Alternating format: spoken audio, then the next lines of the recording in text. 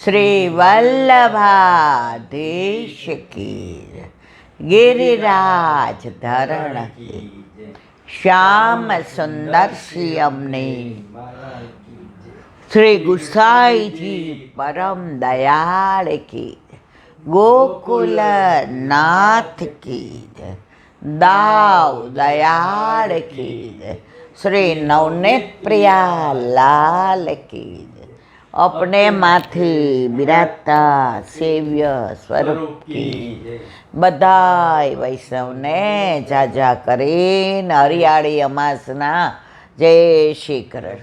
જન્માષ્ટમીની ખૂબ ખૂબ બધાઈ, ખૂબ ખૂબ બધાઈ, ખૂબ ખૂબ બધાઈ.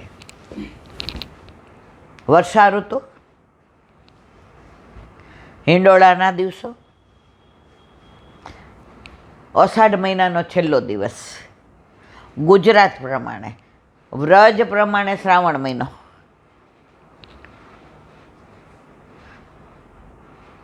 હરિયાળી અમાસ, હરિ આયોરી. નાથદ્વારામાં આજની તારીખમાં હરિ આયોરી એ ભાવથી હાંડીમાં રોશની કરી અને હિંડોળા થાય છે નાથદ્વારામાં. હવે આજે બધું જ લીલું, લીલું વસ્ત્ર, લીલા સાજ, લીલા શ્રૃંગાર, લીલી સામગ્રી, હરિત ભૂમિ, હરે હરે કીર, બધું જ લીલું. પુષ્ટિ માર્ગમાં કુદરતને વણી લેવામાં આવી છે. ઘણા વર્ષોથી ને વૃક્ષોનું નિકંદન કાઢ્યું, ચારે બાજુ સિમેન્ટના જંગલો ખડા કરી દીધા. અત્યારે પર્યાવરણને એટલું બધું નુકસાન થયું છે કે આખી બધી સિઝન ફરી ગઈ છે. હવે એડવર્ટાઇઝ આવે, માના નામનું વૃક્ષ વાવો ને, ઘરના નામનું વાવો ને, બાપના નામનું વાવો ને. વાવશું, વાવીએ પણ ખરા, ફોટા પડાવે, વાવે, પછી એની માવજત. એના કરતાં જે વૃક્ષો કાપી નાખ્યા એ ન કાપ્યા હોત, તમે કુદરતને અન્યાય કર્યો,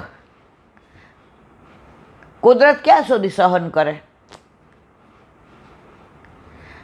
અત્યારે આપણા સીપીનગરમાં જ જુઓ, આપણી લાઈનમાં આપણા ઘર સિવાય ભાગ્યે જ એક વૃક્ષ હશે, ભાગ્યે જ.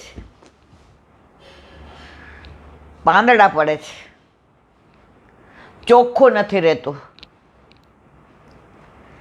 પણ જ્યારે હવા ચોખ્ખી નથી જાતી, શ્વાસ ચડે છે, પંપ લેવા પડે છે, દવા લેવી પડે છે, તો આ બધું સારું કે પાંદડા ન પડે એ સારું? હવે આપણે નક્કી કરવાનું.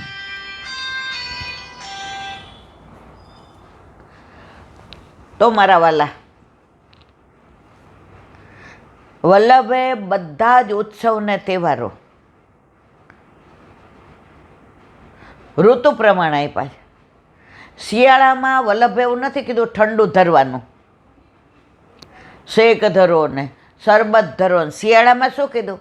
અડદિયા ધરો, સૌભાગ્ય સૂંઠ ધરો, યથા દેહે તથા દેવે. આપણે નાના હતા તો નાનપણમાં અડદિયાને બધું બનાવી દેતા. શું કામ? કે શિયાળામાં તમને ગરમીની જરૂર પડે. અને આપણા વખતના હતા ને એ બધા ઓછા બીમાર પડશે. જોજો, આજે આ દાદાને 80 ઉપર છે, 82 ઉપર, બરાબર, સ્કૂટર લઈને ખોખરા જાય છે. એનું કારણ છે આપણા જંક ફૂડ ખાધું નથી, આપણે કુદરતમાં રહ્યા છીએ. અમે તો નાના હતા ને તો આપણે ભાટિયાને ડેલીમાં પહેલાં મહારાજની વાસીની બાજુમાં ભાટિયાને એમાં પાછળ બગીચો બગીચો કેવડો આ અમારા ઘરથી 4 ગણો, એમાં ફુવારા, એમાં ચીકુ ને એમાં દાડમ ને એની અંદર જામફળ ને પછી બધા નાના નાના છોડ. એટલે અમારે વાંચવું હોય ને એટલે પહેલાં તો સંબંધ બધા પ્રેમે એવો રાખતા. એટલે એ બાબુ મામા ભાટિયા હતા, એ બોમ્બે રહેતા હતા, મૂળ અમરેલીના. અમરેલીમાં ભાટિયાની વાસે એનું પોતાનું. એટલે અમે ભણતા તો વેકેશનમાં આવે એટલે એના છોકરાઓને લઈ આવે. એ કે બેબી આ બધાને ભણાવ જા, અને આપણને પહેલેથી માસ્તર થવું ગમે. તો બગીચામાં અમે બધા વાંચીએ ને ભણીએ. એટલે આપણે બધા કુદરત સાથે રહ્યા છીએ. અત્યારે સાયકોલોજી પણ એમ કહે છે કે તમે કુદરત સાથે રહ્યો.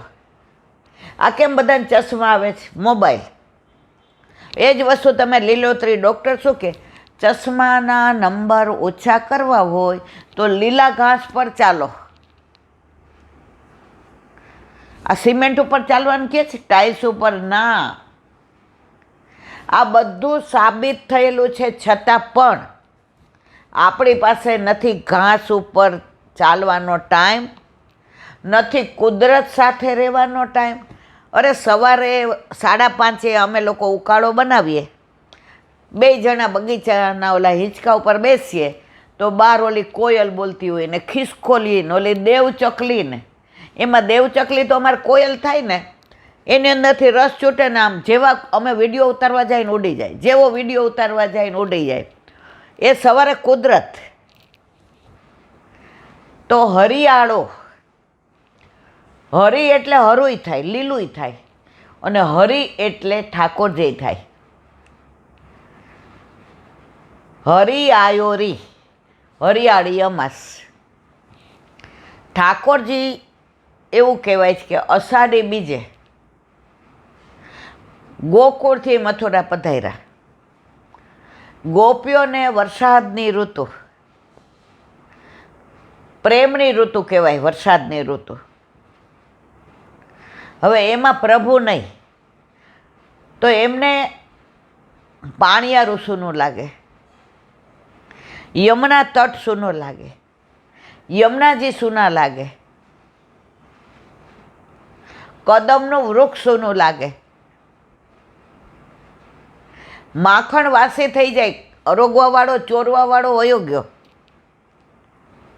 બંસીબટ સૂનો લાગે. અને જે વિરહ થાય, જે વિરહ થાય, જે વિરહ થાય, હરિયાળામાંથી ને સૂકા થઈ ગયા. ઠાકોરજી માનસીમાં પધાર્યા અને ગોપીઓને હરા કરી દીધા. જે સુકાઈ ગયા હતા, જે વિરહથી ને આખા વ્યાપ્ત થઈ ગયા હતા, એ ગોપીઓને હરા કરે. માનસીમાં પધાર્યા તોય હરા થઈ ગયા. અને ગોપીઓ કીધું હરિયારો સાવન આયો રી, હરિયારો દુલ્હે સાવન આયો રી. તો આજે હરિયાળી અમાસ. હવે કાલથી શ્રાવણ સુદ એકમ, આખો શ્રાવણ મહિનો ઉત્સવ વિનાનો નહીં જાય. પવિત્રા બનાવશું ને પલ્લા માટેની તૈયારી કરશું ને નવી નવી સામગ્રી બનાવશું. જો જે થાય તે, આણે આમ કર્યું એટલે હું કરીશ નહીં. અમારે એક વૈષ્ણવ હતા, 20 વર્ષે વિધવા થયા, લલિતાબા. હવે પેલાના જમાનામાં એવું વિધવા વિવાહ નહોતા થતા. એટલે એના મા બાપે કહ્યું કે બેટા આજે અમે છીએ ને કાલે નથી, તો 9 ધોરણ સુધી ભણી છો, હવે આગળ તારે ભણવું હોય તો અમે તો ગામડામાં રહી છીએ, કાં તને અમરેલી મૂકીએ અને કાં મામાને ઘરે રાજકોટ મૂકીએ, તું કેમ? પહેલાંના જમાનામાં મેટ્રિક હતું, આપણા વખતમાં 11મું ધોરણ. 11મું ધોરણ ભણો ને એટલે અત્યારનું PhD. મારે SSCમાં આટલા સારા માર્ક આવ્યા તો સામેથી ને સેન્ટ્રલ ગવર્મેન્ટનો પોસ્ટકાર્ડ આવ્યું ને, સેન્ટ્રલ બેંકનું આવ્યું ને, LICનું ને. એટલે એણે કીધું હું વિચારીને કહીશ. એટલે મા બાપે વિચાર કર્યો કે આને અહીંયા મકાન છે, એને અમરેલી ભણવું હોય તો અમરેલી નાનું મકાન લઈ દઈએ, અને રાજકોટ ભણવું હોય એટલે પછી એમાં જ રહીએ. કારણ કે ભાઈ ભાભી ગમે એટલા સારા હોય પણ આખી જિંદગી એને ન ફાવે, નાને ન ફાવે. સવારે એણે કીધું મારે આગળ ભણવું નથી, તો તું શું કરીશ? માં ઠાકોરજી પુષ્ટ કરાવવા છે, પણ મારે અહીંયા નથી રહેવું. કાં હું અમરેલી રહીશ ને કાં હું રાજકોટ રહીશ.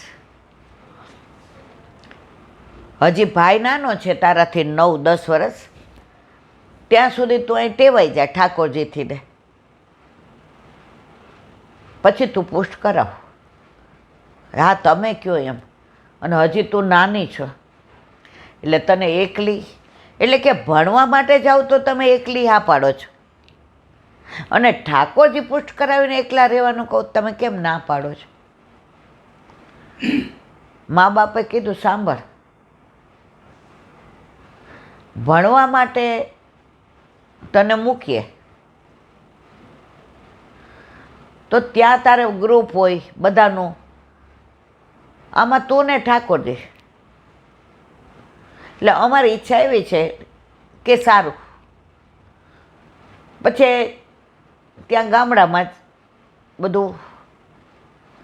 હવે એના મા બાપ બપોર સુધી ધરતા હતા સખડી, એટલે ધીમે ધીમે એણે કીધું કે ના આપણે રાત સુધી ધરીએ. તો કે બેટા હજી ભાઈનું કરવાનું બાકી છે, ભાઈથી નાની બેન છે 1.5 વર્ષની, એનું પછી આ બધા વ્યવહાર તહેવાર, અમે સૌથી મોટા, કોઈનું મરણું થયું હોય, પહેલાં તો બહુ બધું હતું, હવે ઓછું થઈ ગયું. એ કે મેં નિયમ લઈ લીધો છે, હું કોઈ લૌકિક કામે ક્યારેય બહાર નહીં જાઉં. મા બાપ કે હં તું હજી નાની છો. નાની હતી ક્યારે? મારા વર હતા ત્યારે. હવે હું મોટી થઈ ગઈ, ક્યાંય ગામ છોડીને જવાનું નહીં. પાણી ભરવાએ જાય, નદીએ કપડાં ધોવાએ જાય, ખેતર હતું તો સવારે શાક બધું વીણવા એ જાય, દળવાનું એને, ફૂલ ચૂંટવાના એને, ગાય દોવાની એને. મા બાપ કે પછી એ કે મારાથી જેટલું થાય એટલું મને કરવા દો. મારા વર 21 વર્ષે લીલામ પહોંચી ગયા, એની ઉંમર હતી તોય ગયા ને. તો મને ક્યાં કાલની ખબર છે?